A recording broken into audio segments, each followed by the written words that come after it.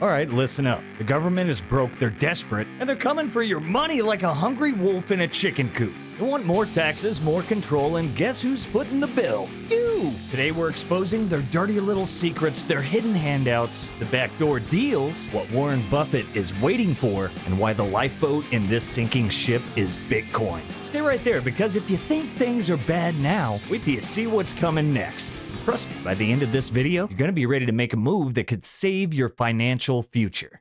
Question for so many people. Most people expect 65, they're done, and hopefully can retire before then. But I think, with 20 years to go, it's a very easy question to turn around to people and say, okay, when do you plan to retire? Can you? Yeah. What have you got that's going to allow you to retire? Let's say one paycheck gets you a month's worth of groceries. Yet, two paychecks, whatever. One paycheck, 1 month worth of groceries. They debase the currency to where now one paycheck only gets you 1 week's worth of groceries. So when they debase the currency, they're debasing you. And so it's requiring more time and energy from you to have a sustainable life. So people can only get married later because they need to contribute more time and energy into this world to be able to start a family, to be able to own a home, to be able to retire, to be able to have groceries, have gas in their tank. And so by debasing the currency, you're requiring more time and energy from individuals and from humans to have a sustainable life, or a life that we all agree is worthwhile. And so that's the crime and that's the problem. And I think it's reached a point where everyone feels that. And so that's the way I would explain it, is the reason that you don't think home ownership is ever attainable, that you don't think you can have 4 kids and retire early and go to their soccer games and tutor them in math class and teach them how to ride a bike. And the reason that you're worried about divorce because you're economically unstable and there's stress in the household because your future is uncertain is because of your money, because your ability to capture your labor, your time and energy, and the technology you're using to do that. And I would take a look at Bitcoin. That's what I would say. Yeah.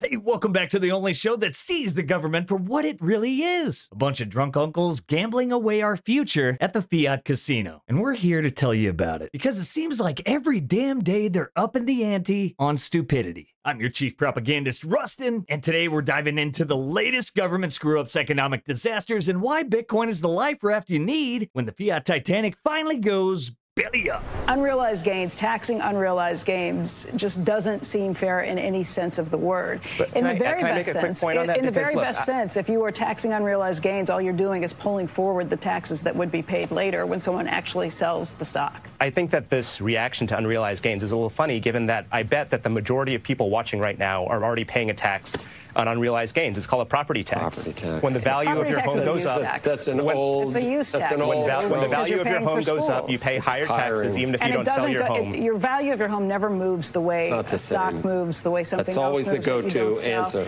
It's also, property tax is a use tax. You're paying for the schools, you're paying for emergency services. Those are things that make absolute sense. And sure, and all the revenue that comes in from these unrealized gains taxes and the other taxes in the Harris plan are going to go to creating what she calls more opportunity. It's to make sure that every newborn born in this country gets $6,000. Using the services. Well, look, you're arguing that this is some sort of foreign concept that's completely unknown in the U.S. tax code. It's probably unconstitutional. It's probably, and it was never in anyone's intent to tax. It's not an income tax, and it's never going to happen. Probably. Yeah, you heard that right. People still think more government is good for the society, and these are the same people who think paying $15 for avocado toast is good for the economy. Oh, it stimulates growth. No, Karen, it stimulates my gag reflex. And speaking of gag reflexes, let's talk about how our beloved Uncle Sam, who tracks every single penny you earn, somehow fat-fingered it and sent these guys $250 million.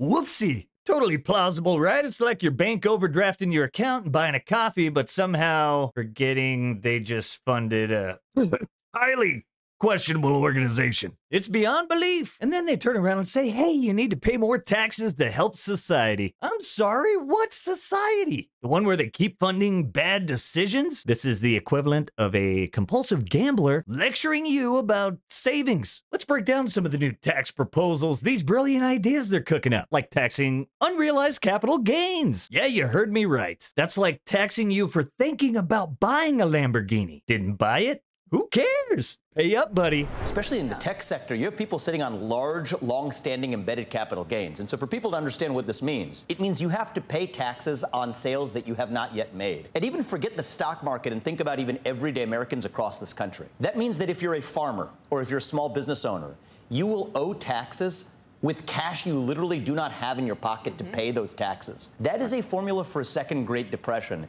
And it is something that's been in the bloodstream of Democratic policy for a long time. Go back to Elizabeth Warren and Bernie Sanders' plans of a wealth tax, even in the 2020 primary. I think this idea is here to stay for the Democrats. That's a big one. I think Tim Walz's selection as vice president says a lot. That's the first real presidential style decision we've seen Kamala Harris have to make. She went with somebody who at the state level has favored increasing taxes on capital gains. In that case, it was unrealized, but they have talked about unrealized gains and taxing them. And I do worry about that, what that means, not just for the stock market, but for everyday Americans across the country. The stock market, if there's not 60 votes for that in the Senate, the stock market doesn't have to price it. Yes, 60 votes, or if you agree. I respectfully disagree with one aspect of that, because Kamala Harris has been the chief proponent of ending the filibuster to ram through her policy objectives. Yeah. And so if she's the president of the United States, and in my view, God forbid, a Democratic Senate to aid her, that could be 51 votes. And could you get to 51 votes on a major change in tax policy like that? I think the answer is absolutely yes. I think that's conceivable. And so for a lot of business leaders across the country, one of the questions they might want to ask is, which is going to be the administration that's more friendly to business? Well, we don't know where she stands on tariffs. We don't know where she stands on a lot of other questions. But on tax policy alone, the idea of not just raising tax rates, but raising tax rates and applying taxes on unrealized income, that is a catastrophe of epic proportion. I mean, it's almost as if they're trying to speed run the collapse of the entire economy. Oh, you made money on paper. Well, let's just pretend that's real money and tax the hell out of it. Seriously, though, is this some kind of economic experiment? Like, how fast can we nuke the middle class? I mean, the Great Depression called it once, its economic policy's back. And if you think it can't get any crazier, buckle up. The U.S. debt just surged by $225 billion in a single month.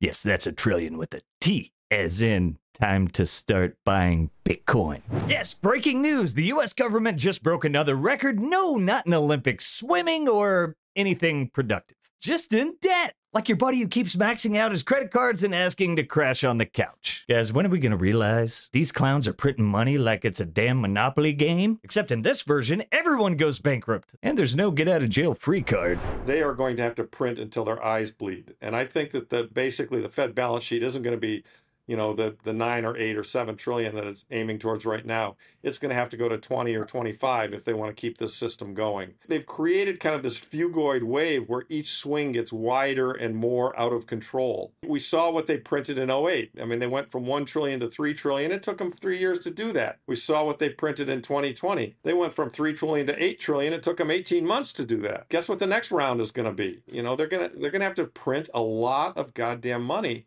to keep the thing working. Hey, even Warren Buffett, the Oracle of Omaha himself, is smelling the BS from miles away. This guy's dumping Bank of America stock like it's a used diaper. Nearly $1 billion sold off, and why? Because even he knows this market is more inflated than a bouncy house at a toddler's birthday party. Is Warren Buffett starting to be worried about Bank of America's solvency? Well, when Buffett's sitting on cash, cutting his steaks, we know something is up. This dude's been around to see more bubbles pop than anybody. And guess what he's doing with this cash? Well, I'll bet he's going to be buying some digital gold of his own. Remember, guys, when in doubt, follow the smart money. And right now, the smart money is getting the hell out of Dodge, or should I say, getting the hell into Bitcoin. And finally, let's talk about this whole dystopian move by BlackRock's ETF architect teaming up with the spooks to tokenize the Amazon rainforest. Because who wouldn't want to turn the lungs of our planet into a 5G, Internet of Things infested casino? Ah, yeah, because nothing says environmental protection like wiring the Amazon rainforest to the Internet of Things and selling it off as digital gold. Hey kids, you want to invest in some digital trees?